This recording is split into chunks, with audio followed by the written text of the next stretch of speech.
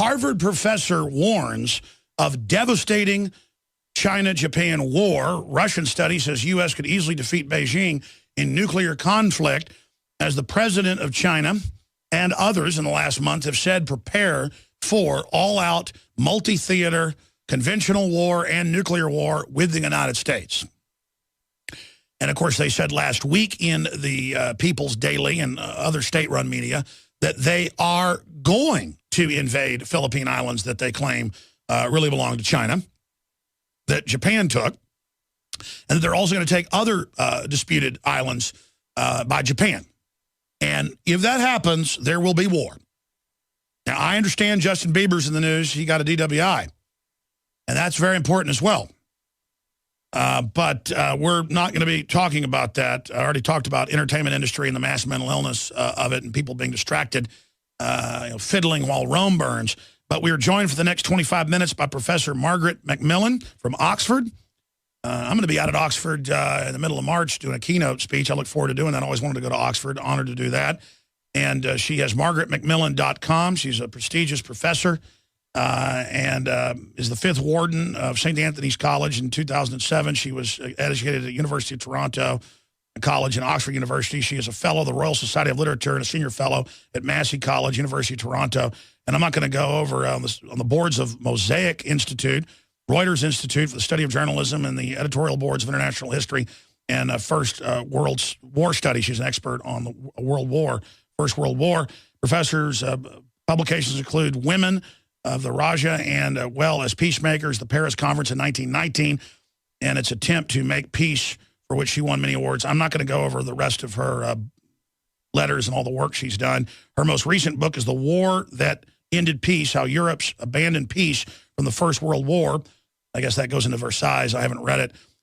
She comments frequently in the media, and she joins us now, margaretmacmillan.com. Thank you so much for coming on, Professor. And I want to get into the report I saw at a London Independent. Is it 1914 all over again? We are in danger of repeating the mistakes that started World War I, says a leading historian. So thanks for coming on, and tell us about the parallels and your concern. Well, there's some things that concern me. I mean, I don't think history ever repeats itself.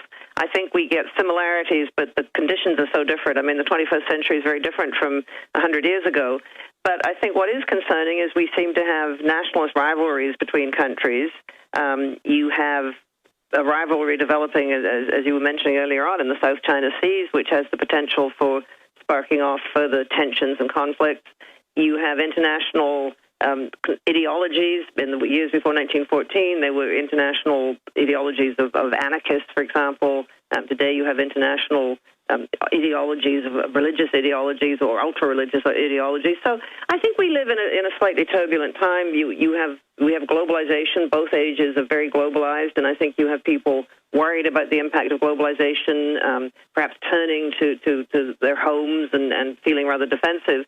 So I think that there are similarities. I mean, I don't think we're bound to end up in the same way they did in 1914, but you always have to be careful. I forget the exact quote, but basically history doesn't repeat, but it kind of rhymes. Who was it said that? Mark Twain.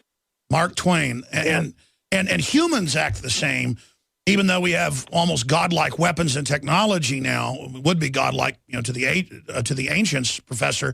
But if you look at global crises, currency devaluations, armies lining up on borders, groups not compromising, really, I see the West driving conflict, and I'm obviously not a fan of what Russia and China do. I'm an American, and I'm a Westerner, but at the same time, I really see the West as filling the shoes of the villain in many respects compared to our position in the past. Well, what's your take on that?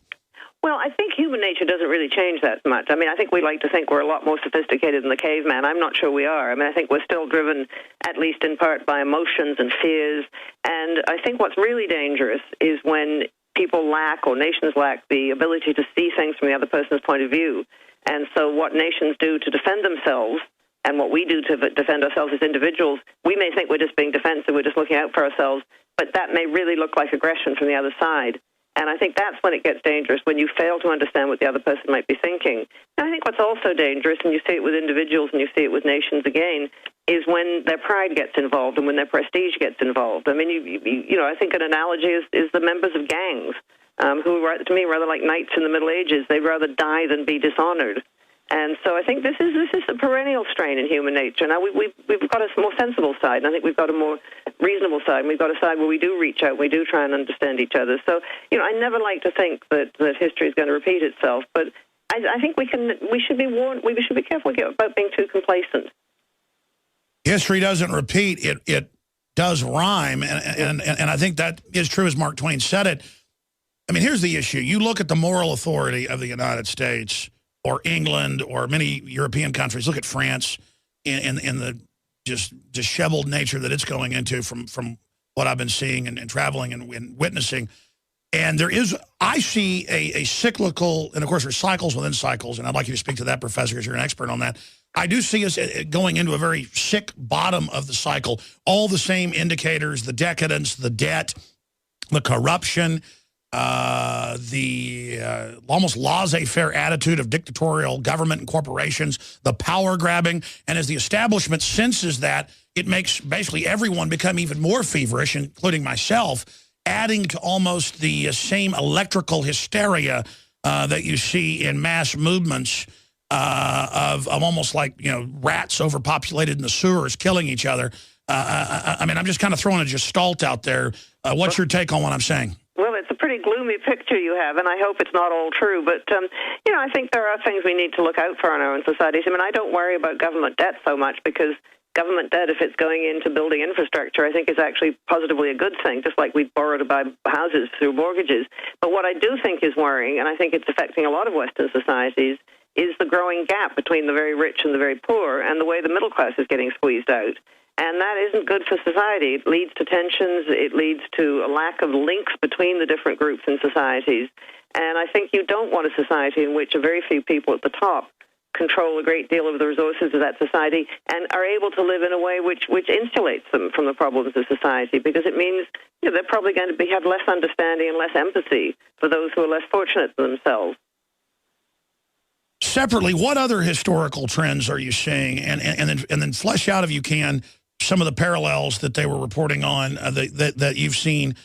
I guess would it be geopolitically parallels with 1914 and 2014? Well, one that a lot of people have talked about, including me, and I don't know if we're right. The thing about talking about the present is you're usually much too close to it to get a very good view of it.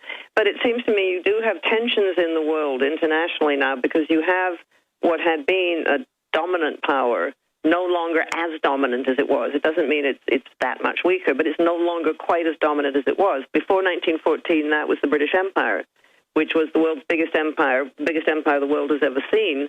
Hugely powerful, had the world's biggest navy, had been the world's biggest manufacturing power, but that was now being challenged.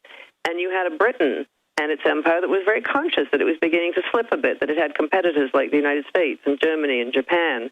And it seems to me today that you have the United States, which, you know, for much of the Cold War and certainly after the Cold War was overwhelmingly the most important and powerful country in the world.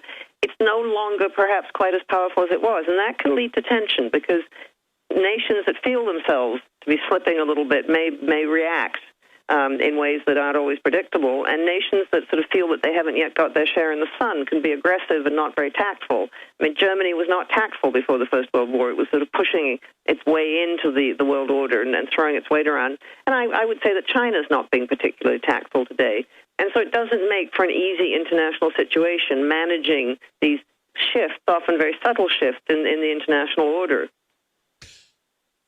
Exactly. I mean, China's not being tactful when they basically say, you know, prepare the nuclear weapons for war with the United States. That is a brazen escalation and quite frankly, frightening.